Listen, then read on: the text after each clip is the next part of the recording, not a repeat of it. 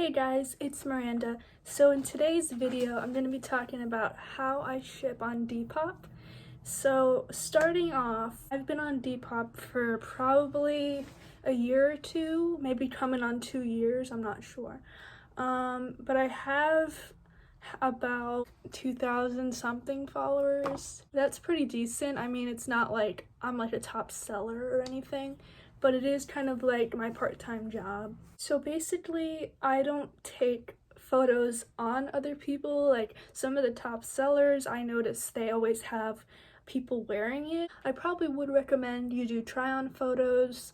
Whenever I do try-on photos, the item always sells, but personally, I just sometimes I'm like, I just want to post it, so I just take a picture of it either laying flat or I'll do like on a hanger.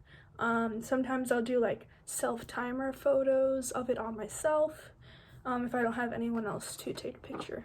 So I would say my top 3 tips when you're just starting out selling to at least get your first sale is I would definitely say take photos in good lighting. Flash, I use flash, it's fine, but make sure that it's well lit, not too like dim or shadowy. And then number 2, I would say definitely when you write your description, make like at least a few tags on the post. I usually put like 5 tags and then I'll put just like keywords underneath so more people will see the item. That's what gets more people to have more attention to that. And then my 3rd tip is if something's not selling or it's not getting a lot of likes, I would say either 1, repost it, which I don't really do, but I've seen people repost their item so it gets on people's feeds. And then if you press the edit button and then you press like repost or whatever, you scroll down repost, and then it'll go back to the top of your page. That also brings it to the top of the search results, so more people will see it, it won't be at the bottom. So yeah. And now for my top 3 don'ts. So number 1, don't spam people with likes. For me personally, if someone spams me with likes, that means that maybe they like stuff on my page. Not that I'm gonna go check out their stuff. I think, oh, they're interested, maybe they'll buy something. Also, if you spam people with likes, some people might actually get annoyed with that and block you, which I have never done that to someone, but I feel like there might be someone out there who gets annoyed by that. I don't know, but I just don't think it's a effective way to get sales personally. And number 2 for don't send someone a message saying, hey, check out my page, because a lot of people who are selling, they get excited from getting a message. They think it's someone who's interested in buying, and then they check and it's someone just promoting their shop, and it's really disappointing. So I would recommend definitely not messaging someone if it's like a promotion.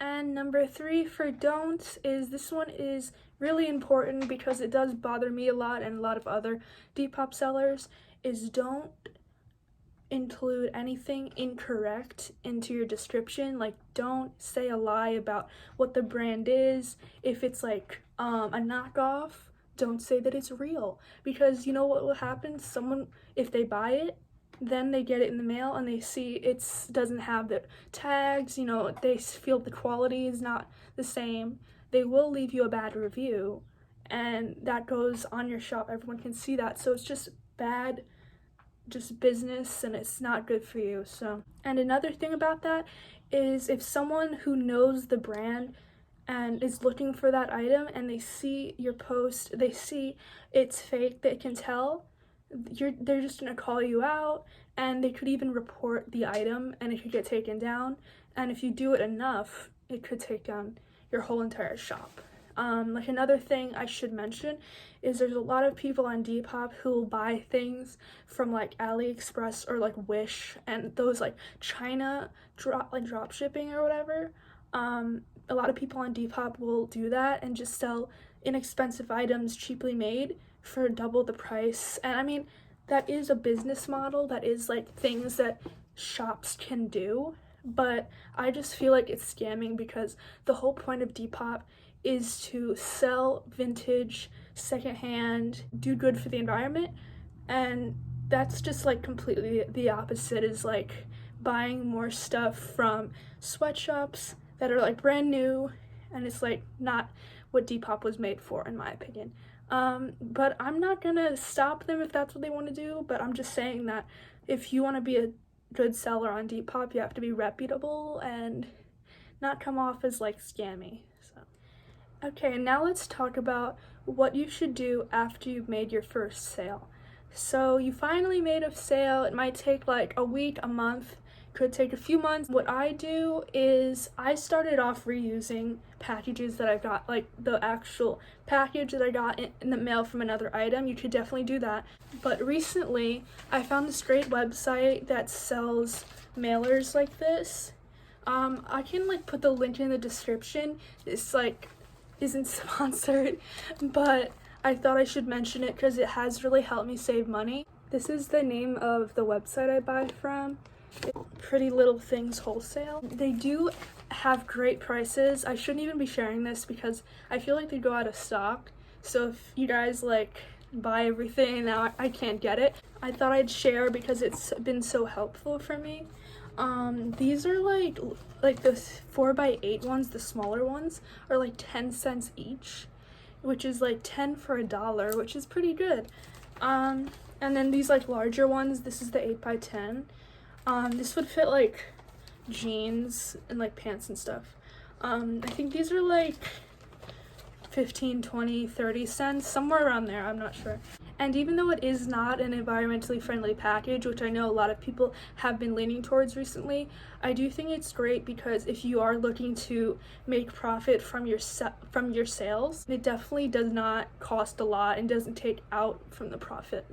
But if you do want to do the environmentally friendly way, I'm sure they sell them on Amazon, but they're probably more expensive. It all depends on what you think is more important, the profit, or if you want to say I'm environmentally friendly and you want to promote that, you might get more sales that way. Okay. And then if you're unsure about how to package your item after you print it out, also I will insert clips I took earlier of how I go about using Depop and PayPal. I'll probably put that at the end. But after you print out your shipping label, you can just put it right up the front, not on this side, I do it on this side. And I use just paper and tape, but I've seen people use like the stickers that have the label, which is fine. I have paper and ink at home and tape, so. And another tip that I highly recommend is keeping in contact with your buyer. I would say right after they buy the item, whenever you see that someone has bought from you, definitely message them and be like, thank you for your purchase, and I'll send you the tracking number once it's shipped. Or you can say, I'll let you know when it's shipped or whatever. I just do that because personally I like to get messages when I buy something. I like confirmation. It's basically like a confirmation email coming from the buyer specifically. And then I would say definitely ship within the week. I would definitely not recommend taking longer than a week unless there's like an actual thing holding you back. And then another thing is if you aren't able to go to the post office yourself, there is a way that you can get like the USPS person to pick up your package, where you can actually do that online. If you look up USPS pickup or something, you can schedule a day where when they usually come to drop off your mail, they would also pick up your packages, which I've never done just because I like going to the post office. I'll go in and I'll give like the person there like my packages, and then they'll scan it while I'm there, and they'll give me like a receipt that shows like that it's scanned. And I do prepaid shipping labels, so I don't have to pay anything while I'm there. I have already paid for it.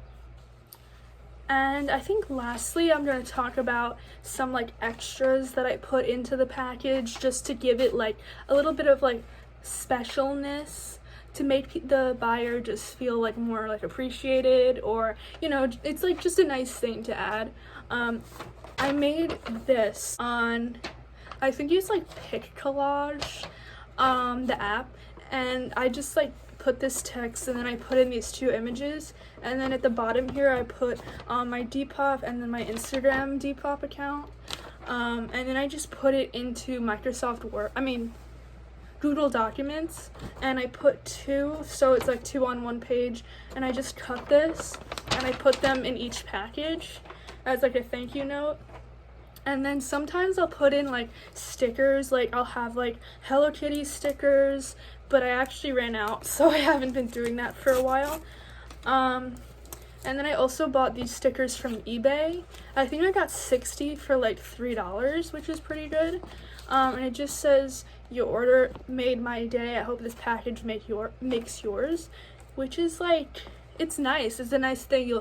I don't know, I feel like whenever I see little things like this, I just feel like it's more special. But yeah, that does come out of like your business profit, but I think those little things just makes people like want to come back. But that's just me. I don't know. But yeah, those are all the tips I think I have right now. But if I think of any later, maybe I'll do a part 2. So if you'd like to see a part 2, maybe tell me below, or if you have any other questions, I'll be sure to answer them. So yeah, bye! So here is my Depop. I'm gonna show you how I use the website to help my shop. So the first thing I do when I log in is I press move sold items down, and then it will automatically take all of the sold items, put them at the bottom. So then I would do, here it says rearrange, so I could do that, and you just hold down an item and you can move it around, bring it down, anything you want, and then you have to click save. And then I've never done this, but if you'd like, you can press sell, and then you can import photos from your laptop, but I usually just do it on my phone since I take the photos on my phone. You should also press download sales, which I've never done, but if you want that information, then go ahead. If you get paid from PayPal, log into your account, and I recommend for your iPhone to get the PayPal business app because it's very helpful. And then what you want to do next is click on activity and all transactions.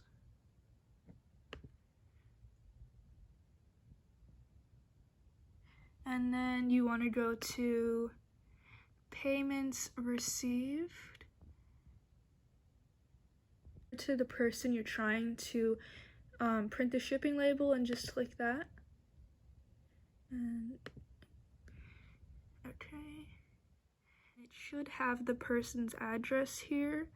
And then what you want to do next is, I always do first class mail.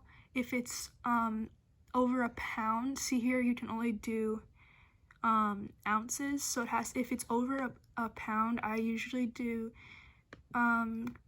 this ground shipping, and then media mail would be only for like books and like media stuff like that. So I usually do this, and then I do package thick envelope, and then I actually have a package scale, but if you want to just like spitball the weight, I usually put around 6 ounces, and then the mailing date, and then calculate shipping cost, and then you buy it, and yeah.